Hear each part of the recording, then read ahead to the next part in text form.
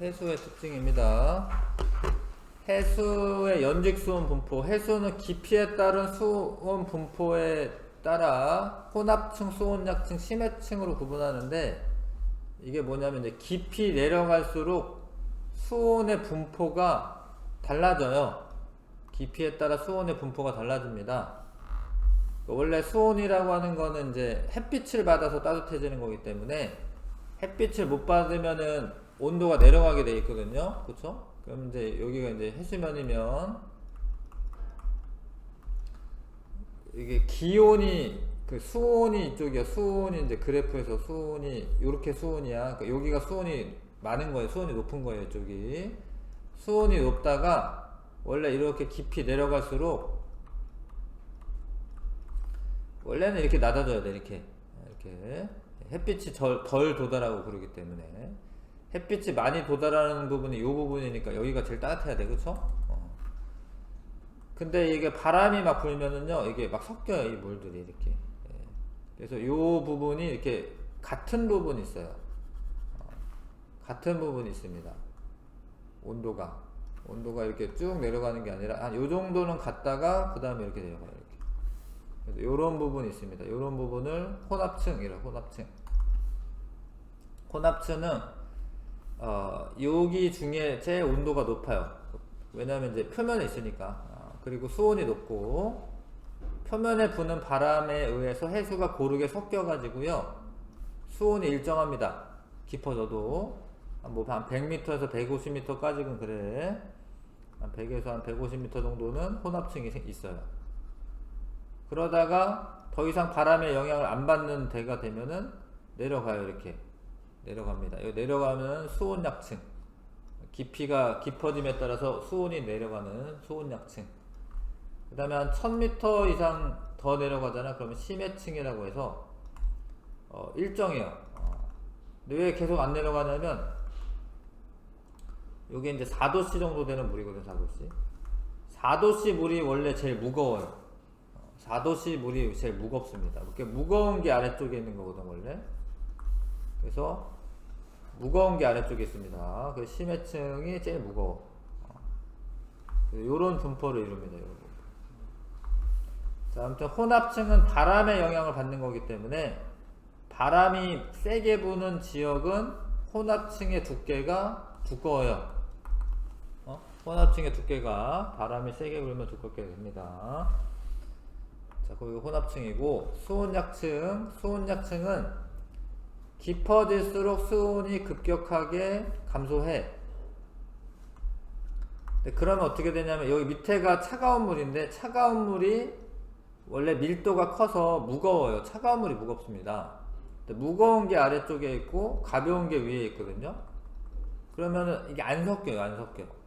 왜냐면 무거운 게 아래쪽에 있는 게 당연한 거기 때문에 안 섞입니다. 그래서 연직 운동이 일어나지 않아요. 그래서 안정한 층이다. 그러니까 바닷물이 이렇게 위로 왔다 갔다 하지 않는다라는 거예요. 그러니까 이렇게 뭐 흘러다닐 수는 있는데, 거의 연직으로 왔다 갔다 안 해요. 그래서 수온약층이 혼합층과 심해층을 구분을 시켜줘요. 여기 물질 교환 같은 게 안 일어납니다. 심해층 사는 애랑 혼합층 사는 애랑 완전 달라, 애들이. 물론 뭐 여러 가지 환경도 있는데, 수온약층, 혼합층과 심해층 사이에서 물질이나 에너지 교환을 차단한다. 왜냐하면 이게 대류 같은 게 안 일어나기 때문에. 이해하시죠?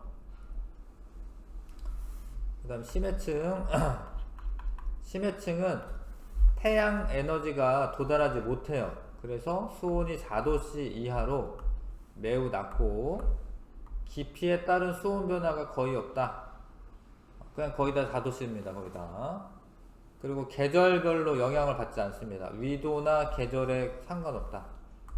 뭐 저위도라고 해도 심해층은 온도가 한 4도씨 정도로 거의 일정하게 유지가 되는 겁니다. 심해층은. 알 것 같지요? 근데 이게 원래 빛이 있잖아요. 한 100m 정도까지밖에 안 들어가요. 그러니까 1000m 내려가기도 전에 빛은 사실은 거의 한 100m 밑으로 내려가잖아. 그럼 깜깜한데 아무튼 뜨거운 게 위쪽에 있으니까 온도가 이제 열 에너지가 전달은 되는 거거든요. 그래서 이제 심해층 전까지는 이제 이렇게 온도가 낮아지고요. 심해층은 제일 무거운 물입니다. 이렇게 되어 있어요. 층상 구조가 이해하실 것 같지요?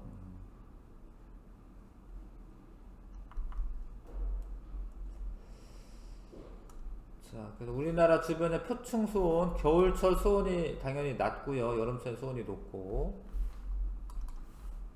황해는 동해보다 계절에 따른 수온 변화가 크다.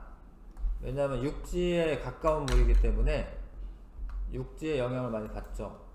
황해가 서해지, 서해. 서해인데 황해, 원래 정식 명칭은 황해예요, 황해.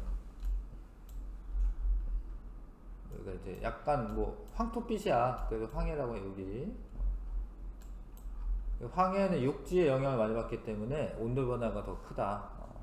여름철에는 뭐 여기 선생님은 아버님이 김제 뭐 이런 데 사셔가지고 주로 서해바다로 가는데 서해바다는 여름철에 따뜻해 바닷물. 황해는 따뜻해요. 그래서 해수욕하기 좋아 사실. 동해바다는 엄청 추워 차가워.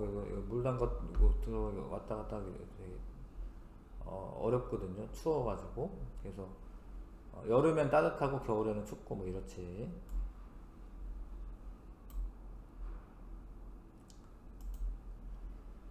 자, 그 다음에 해수의 온도는 육지의 기후에 영향을 줍니다. 그래서 12월에 최저 기온은 바다의 영향을 받는 해안 지방이 내륙 지방보다 높게 나타난다.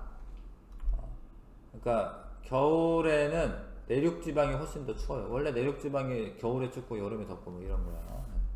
그래서 바닷가 사는 게 원래는 바닷바람은 있겠는데 온도 차는 그렇게 좀 덜 나는 거죠. 뭐 그런 게 있습니다. 자, 염분은 조금 계산할 게 많아서 이거 조금 이따 하고요. 여기가 어렵습니다. 염분 계산하는 게. 자, 연직 수온 분포 알아보기 여기 탐구 한번 봐주시면, 자, 만약에 가열을 안 해. 그러면은 여기는 온도가 똑같을 텐데 해가 뜨고 가열이 돼. 그러면은 이 표층의 온도가 높고요. 밑으로 내려가서 온도가 낮아지죠. 그렇죠?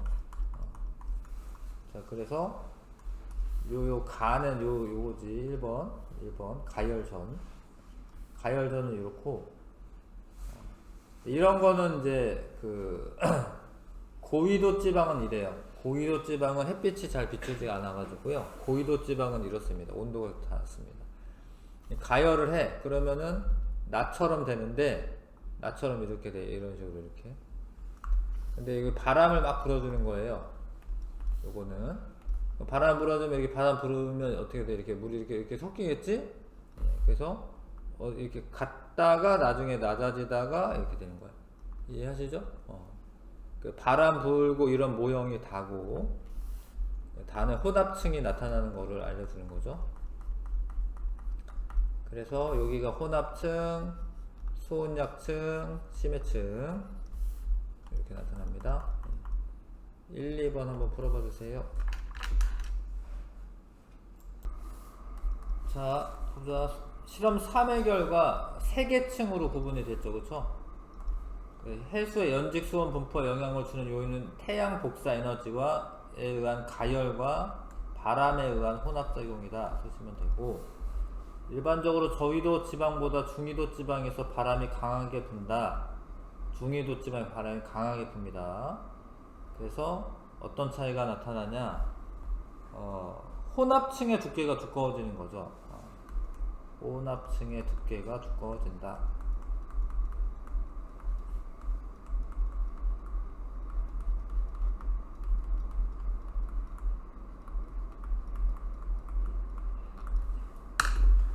이해하시죠? 바람이 강하게 불면 혼합층의 두께가 두꺼워집니다. 자, 여기 좀 봐주세요. 150쪽. 요거는 이제 고등학교 때 나오는 자료긴 해요. 이런 자료는. 그러니까 위도별로 해서 요걸 먼저 보시면 저위도는 표층 수온이 높아요. 저위도가 어딘지 아시죠? 저위도가 적도지방 이런데 그런데 표층 수온이 높고 중위도는 좀 낮고 고위도 뭐 이렇게 북극해나 남극해 이런데 그런데 가면은 온도가 낮아요. 근데 잘 봐요. 저위도는 혼합층의 두께가 이만큼이고 그 다음에 수온약층이 이렇게 돼. 수온약층이 발달한 데는 저위도예요. 이게 수온약층이죠. 심해층. 중위도는 바람이 많이 부니까 혼합층의 두께가 두꺼워진 거야. 이거 이해 가세요? 이 혼합층 그리고 수온약층 심해층. 근데 고위도는 그냥 다 심해층이야. 이게 혼합층이 아니야. 이게 혼합층이 아니라 이거 다 심해층이에요. 심해층.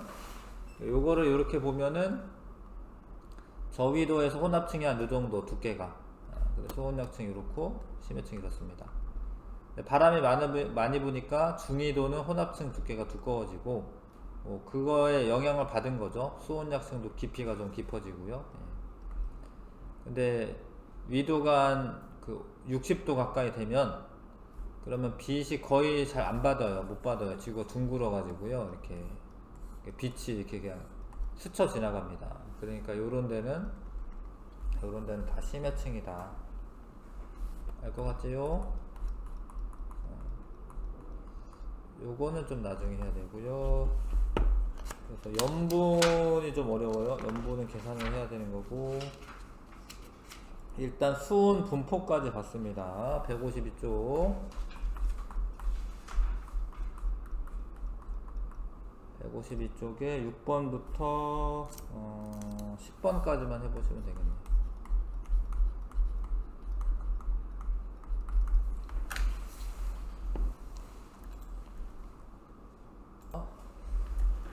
자, 위도별 표층 해수의 수온 분포입니다.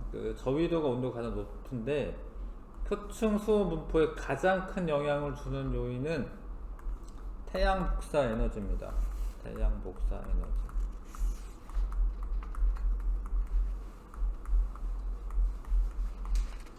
근데 그게 영향을 가장 많이 주고 그 다음에 이제 바람 뭐 이런 건데 하여튼 표층 수온 분포는 이제 태양 복사 에너지가 가장 영향을 많이 받죠. 자, 그래서 이제 7번과 같은 실험을 하면 옳지 않은 거 전등 태양 선풍기 바람의 역할을 하는 거 맞고요. 전등의 세기가 강할수록 해수면의 수온이 높아진다. 맞는 이야기. 바람을 일으키면 표층의 수온이 일정한 층이 나타나지. 혼합층 말하는 거죠. 혼합층 나타납니다. 바람을 더 강하게 하면 표층의 해수 수온이 일정한 층이 없어진다. 뭐 그게 아니라 그 일정한 층의 두께가 두꺼워진다. 바닥 근처는 수온 변화가 거의 나타나지 않는다. 맞습니다. 4번 답이고요. 그래서 명칭 A는 혼합층, B는 수온 약층이라고 해. 수온 약층. C는 심해층. 이렇게 되죠. 그 다음에 A층의 두께는 바람의 세기가 셀수록 두껍다. 맞죠? B층은 연직 방향으로 대류가 활발하다. 대류 활발하지 않습니다. 대류가 활발하다 이건 막 이렇게 섞인다 뭐 이런 의미인데 그렇지 않아. C층은 계절에 따른 수온 변화가 크다. 않습니다. 그렇지 않습니다. 수온이 거의 일정하다. 1번 답. 자, 표층 수온은 저위도로 갈수록 높다. 여기 위에만 보시면 돼. 위에만 보면은 저위도가 높은 거지. 저위도가 빨간 앤데 중위도는 저위도보다 바람이 강하다. 그건 혼합층의 두께를 보면 알죠. 혼합층의 두께가 두껍기 때문에 중위도가 저위도보다 바람이 강하다. 맞네. 고위도 해역은 혼합층만 나타난다. 그런 거 아니라 이게 혼합층이 아니라 심해층만 나타나. 심해층이에요. 이게 다 심해층만 나타난다. 3번. 자, 실력 강화까지도 푼 다음에 쓰는 게 나을 것 같은데요. 1, 2, 3번 실력 강화 1, 2, 3번 한번 풀어봐 주세요.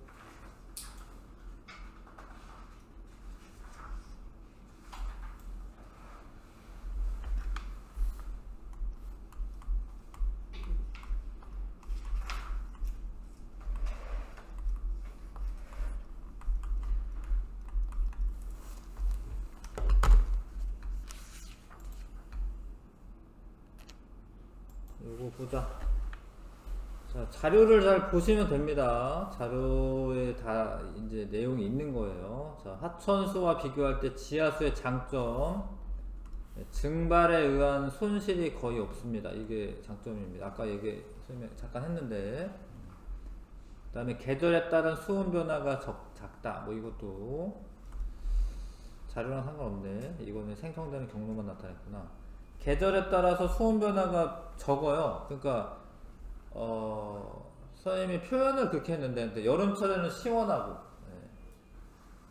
그 겨울철에는 따뜻하다 이랬는데, 따뜻하다고 했나요? 아무튼 그게 이제 수온 변화가 없는 거예요. 그게 주변에 비해서. 그 다음에 지하로 스며들면서 자연 정화가 된다. 맞네, 이거 다 맞네. 5번이 답이고요. 자, 그 다음에 해수의 층상 구조가 생성되는 원리인데, 나와 다에서 형성된 해수의 층상 구조의 이름. 나는 전등을 켜서 가열한 후 수온을 측정하면은 깊이에 따라서 수온이 깊어질수록 수온이 낮아지는 층이 생기는 거예요. 그런 거는 이제 수온약층이 되는 겁니다. 나는 수온약층이 되고, 바람을 일으키면은 혼합층이 생기는 거죠. 혼합층, 다는 혼합층 써주시고,